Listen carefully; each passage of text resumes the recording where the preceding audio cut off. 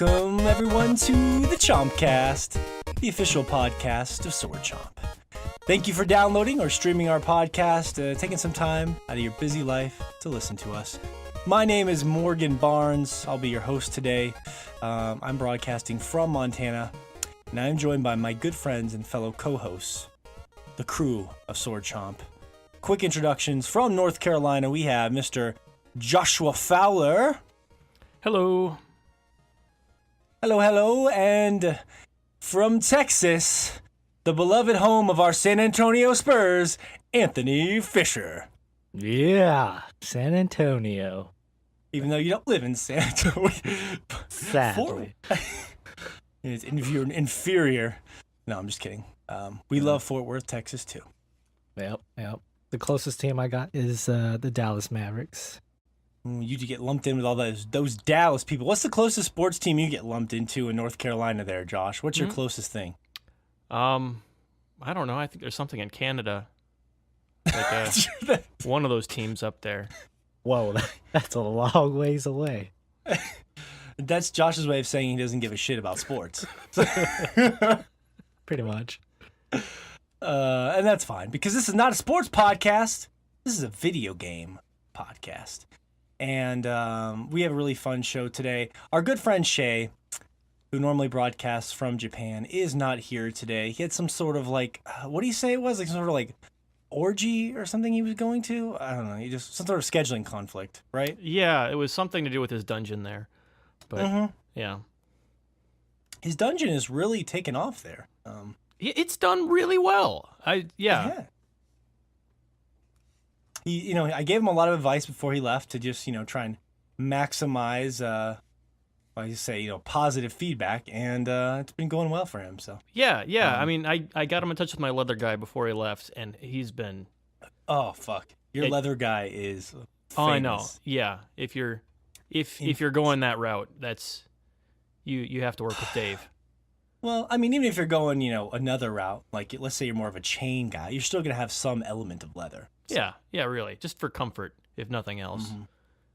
Yeah, 100%. So we're happy for Shay, but we're also sad because he's prioritizing the wrong things in life by not being here today. So you got to put your ass blaster to use. You can't let that ass blaster go to waste. You really can't. Speaking of ass blasters, we have a great show today. We're going to blast some ass today, guys. How does that sound? Huh. Terrific. It's a special listener feedback show. So more than likely, if we've tagged them in, they haven't, already turned off the podcast after all this dungeon and ass blaster nonsense. Hopefully they've stuck around because we took a bunch of listener feedback from the Instagram to, basically kind of get in touch with our community, talk to people, fun questions, comments, all that good stuff. But we have an awesome show. The major topics we are discussing are if we could take any established game franchise and move it into any location or change the setting for the next game in that franchise, what would we choose and why? And that's inspired by the new Far Cry 5 rumors that we'll talk about. So we're taking something silly like rumors and just having a lot of fun with it because a lot of people have been talking about that. And then, of course, what's our favorite Imitation game? And this was an interesting topic when I started thinking about Darksiders 3 being officially announced after many years, and Darksiders being a very overt Zelda clone and not in a bad way. And just started thinking about what are our favorite Imitation games that we love that clearly rip off something else. We got tons of listener comments and questions and feedback, as I mentioned earlier. So it should be a good old time, a grand old time. Some of the major games we're going to talk about later, including the number one game on Steam that everyone's talking about. Fish has been playing a lot of PlayerUnknown Battlegrounds. I think Josh has a little Stellaris, among other things to talk about. We have some Persona 5. Oh, I mean, there's so much shit. I mean, I could just keep rambling on forever, but at some point, the introduction has to end, and we have to start talking to each other. Because we do have a podcast. So it's good. It's good, though. We have a lot of cool stuff to get to today. Should be a lot of fun. So yeah, guys, this first topic I was thinking about. So have you guys seen anything on all this Far Cry rumor nonsense, or no? No, I haven't heard it. So the idea, from what I was seeing, basically kind of going around, was that it was rumored to be either be a Western or to be set in Montana. And I found some pretty cool articles on it. On the most interesting one I found, at Digital Trends, they were just talking about basically everything they know about Far Cry 5 so far. And there was this really cool thing. So everyone's basically speculating that the game is going to be placed in Montana because of this crew that's out there filming some promotional footage. But it's all just rumors for fun right now. But there was this really interesting section in the article I wanted to read you guys really briefly because I thought this was kind of cool. It says that, however, it's also possible that the game is set in Montana, but takes place in the present day, which is interesting to me because, as you guys know, I live in Montana. A reader writing into Giant Bomb who claimed to have a friend working at Ubisoft Toronto, a studio that supported both Far Cry 4 and Far Cry Primal, said that the game would be set in modern-day Montana and that the protagonist would be a police officer.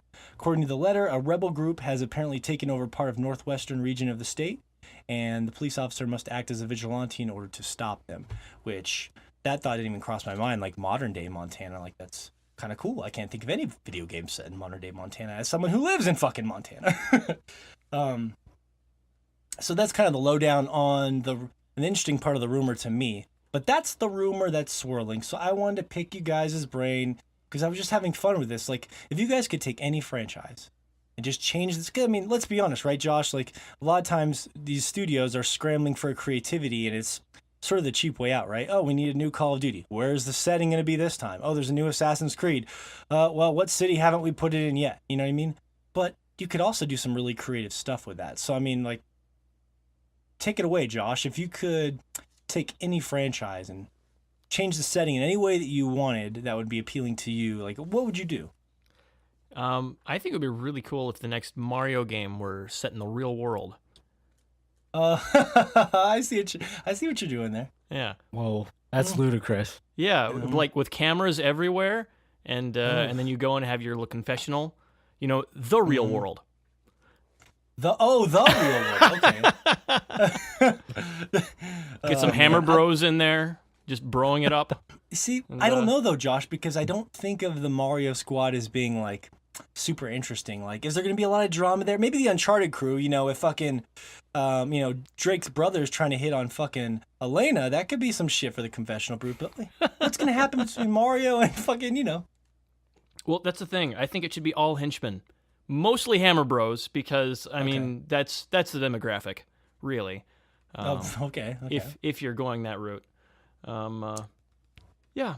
Just I thought you were making guys. a joke about New Donk City, how they have No, that's yes, that's the joke. That's the joke. But yeah. Okay, gotcha. I figured I'd make it two jokes. Two jokes. God damn it, Josh! Too many jokes. He slammed them all into one paragraph, man. Mm-hmm. No. Here I am ruining all of Josh's jokes. That's what I do best, right? Go ahead, Josh. Sorry. No, but I don't know. That is something that we've not really seen in game format before. Something along those lines, though, like a not Mario, obviously, but some sort of reality style game might be interesting. Like documentary style kind of thing. Documentary style, like maybe if it was like some sort of. I mean, like The Sims are really popular to just make your people and do stuff like that. They've done. I've started seeing more similar sort of things with horror games where you're playing more like you're in a slasher flick than in like a horror game. And I don't know. I think playing as if you were in a reality TV show game. I don't know. I think that could be interesting for something completely out there. Yeah.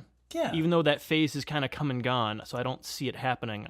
I think it could be interesting. You want to revive the dead television phase to bring it back in the video game form. Like all the music will be from boy bands. Okay. Well, what about like? It is an interesting idea though. If they could somehow tap into, let's say there's some sort of online community. I don't want to bring up like an EverQuest or a WoW or something like that because that's a very specific thing. But what if there was some sort of giant online world that everyone exists in with very specific, let's say, tasks or situations, maybe like a very adult Animal Crossing or something on those, like you said, a Sims, but that's kind of, I'm thinking like something new. But what if what if the actual players had to have those moments where they were having like a confession, where they had to say like, oh, this person really fucked up today. They did this for me and that's it. And there, what if the actual confessions were not like scripted, but like from actual player interaction kind of a thing? I mean, that could be interesting. Actually make it an online game instead of just like simulating it, like you're role playing through the thing.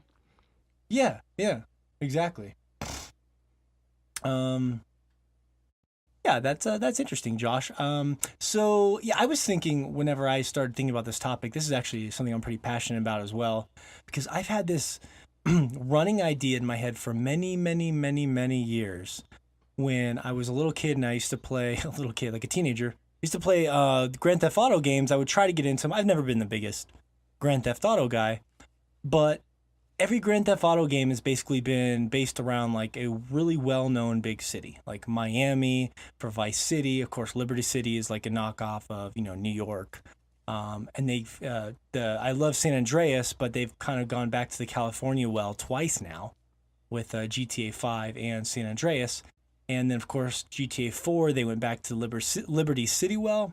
And I guess I've always been kind of frustrated that they're always going for these big cities when I feel like there's a lot of smaller cities that have tons of personality. For example, I used to do a lot of deliveries and stuff in my little town in Montana all the time back when I was playing a lot of Grand Theft Auto San Andreas. And I was kind of in that weird mindset. And I used to drive around, do deliveries and stuff for my work. And when I was off work, maybe me and Fish were into all sorts of weird shit and drugs, God knows what else. We'd drive around the weird people's like homes or trailers or God knows what else we were doing.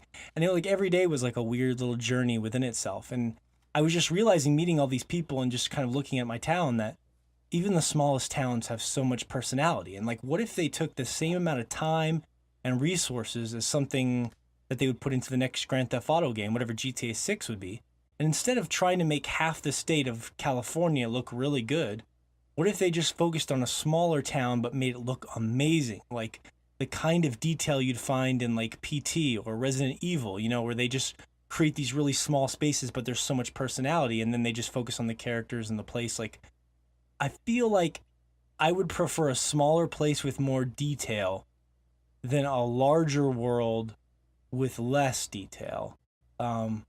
And maybe less personality, if that how would you guys feel about that? It depends on like how well you flesh out your characters, if it's going to be more story driven in that case, or well, but GTA is always story driven, right? I mean, that's what holds it together. To a point, I guess. I mean, so many of those missions though are like almost just side missions that, or feel like side missions, that just like allude to like some sort of gameplay mechanic you could do in the open world that a new player to the series wouldn't necessarily know they could do. Like I don't know, like usually there's your run-of-the-mill GTA mission where you're driving around in a car and you're busting open the window and it's teaching you all these things to do a drive-by. And then essentially you can incorporate that whenever you just want to roam the world on your own. And I would imagine if you want a smaller type of setting, then you would have kind of more of a story-driven type of experience in that game that you're mentioning, Morgan. Yeah. I don't really know how the open world aspect would work, because, I mean, what would you do after you killed all 5 people that live in the town? Well, I mean, you'd have to look at it on a smaller scale. Like if there was an open world, I'm trying to think of a good example, but if there was like an open world Resident Evil or something like that, where there's just, so you would weave the same kind of a story, but everything would be just really condensed with a lot more personality. You wouldn't have, like, for example, when you still can travel from place to place, but